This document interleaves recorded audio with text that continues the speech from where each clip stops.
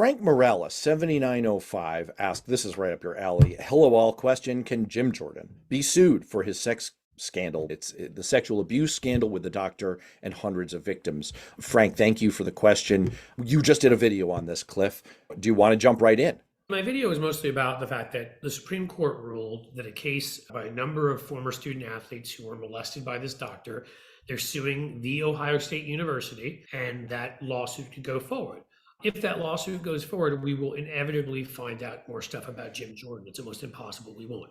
What we know so far about Jim Jordan is 6 different student athletes have either testified or shared with reporters that he absolutely knew what was going on. They talked about it with them. A referee who witnessed, and I'm sorry to have to say this is gross, but it is what it is, was in the shower and witnessed this doctor masturbating in there while others were in there, and went and told Jim Jordan. Jim Jordan apparently laughed it off and said, "Oh, that's just him," and dismissed it and knew. So we've got a referee and we've got 6 students. One of them, former captain of the team, his brother was one of the ones who'd stepped forward originally and has said under oath to the Ohio State Legislature, has testified that Jim Jordan joked about it and that he called his brother begging, pleading, and crying, which that little simp, I'm so not surprised. That little Beavis looking, sounds like he sucked on a helium balloon. I'm not surprised at all about that. So the part I can tell you is I believe a lot more inevitably will come out about the fact that Jim Jordan absolutely knew what was going on and should be held responsible for the fact that thousands of kids, as far as we know, hundreds so far, but over 1,000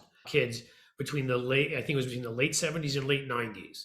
And Jordan was there for a 7-year period during that time. Here's the only thing I'll add, because you really are the expert on this case. The only thing I'll add is that on the record, Joseph Souter, a lawyer representing one of the former wrestlers in the program, said that anyone who would have been in the chain of command or an authority figure in the university's athletic program is certainly someone we'll be interested in deposing. What that means with the Supreme Court's ruling is that Jim Jordan is going to be exposed to a deposition. That means he is going to be exposed to potential perjury. This is where the distinction that we keep seeing come up between the court of public opinion, where you can bullshit your way out of things, it's called the Trump playbook, and the court of law are very different. Jim Jordan is likely going to be deposed. He is going to be under oath, and he is going to, if he lies, then he is going to be in trouble.